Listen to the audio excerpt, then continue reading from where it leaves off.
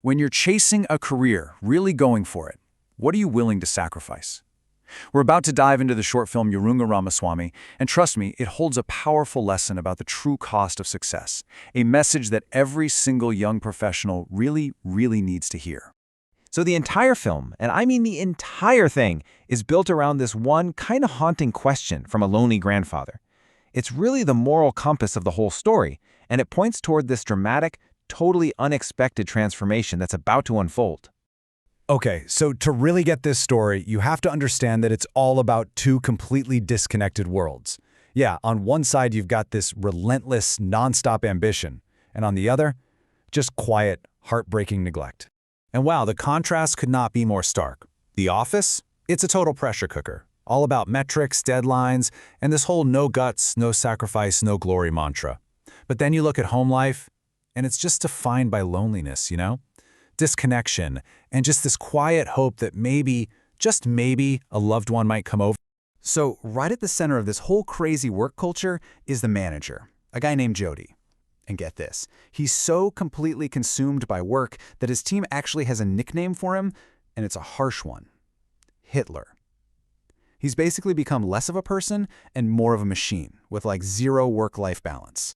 And this wasn't just how he lived his own life, oh no. This was the philosophy he preached to every single new employee. His core belief was pretty simple and pretty brutal. When you started to join work, you should totally forget about home and parents. He believed your work, and only your work, becomes your identity.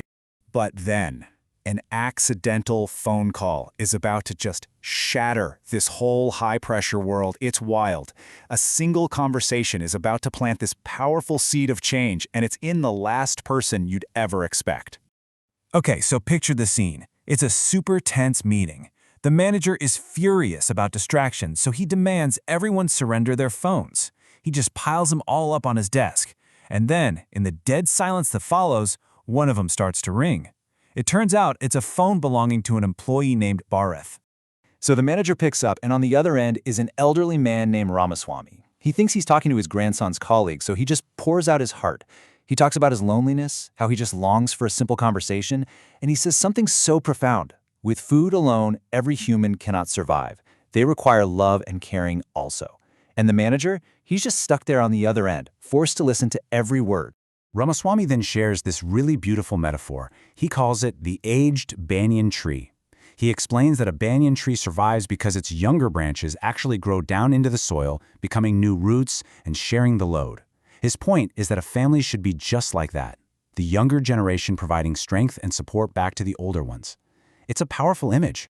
So the grandfather's words are still echoing in the manager's mind when something huge happens that affects all of us, the COVID-19 lockdown, and it forces him out of the office and back into a world he had pretty much completely forgotten, his own home.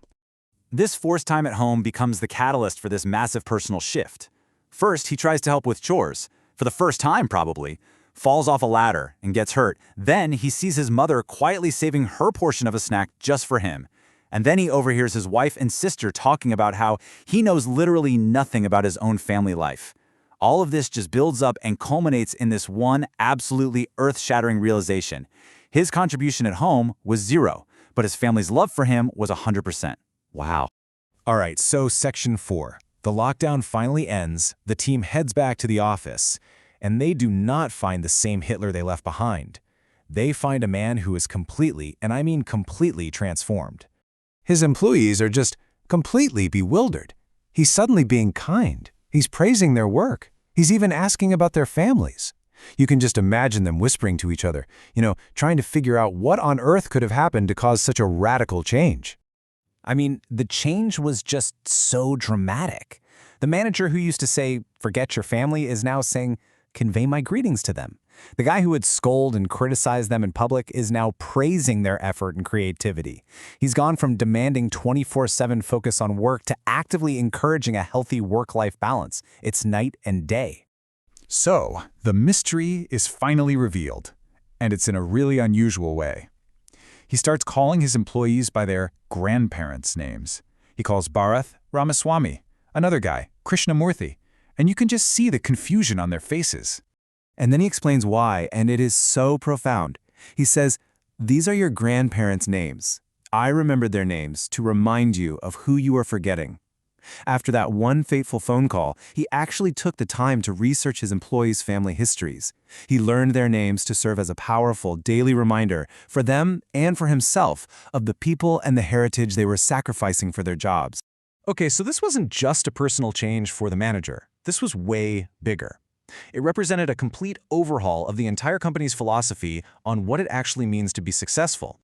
The manager lays out this whole new set of principles for his team. He makes it crystal clear. A victory that you achieve by sacrificing your family, that's not a true victory. A true victory is when you succeed at home and at the company. You don't need to sacrifice one for the other. In fact, he says that just giving your full concentration during work hours is more than enough because a balanced life leads to positive energy and, you guessed it, better results. And this all leads to the film's ultimate lesson, which is this powerful redefinition of success. It's not about the money you accumulate or the titles you get. No, true success, the total sum of happy memories we enjoyed in our life's journey. And that's what it's all about. So this story leaves us with a really important question to ask ourselves. You know, your career will have so many chapters, but you only have one family. So as we're all out there building our careers, dealing with all the demands and deadlines, we have to stop and ask, who is our Ramaswamy? Who is that person waiting for our call? And are we making the time to connect before it's too late?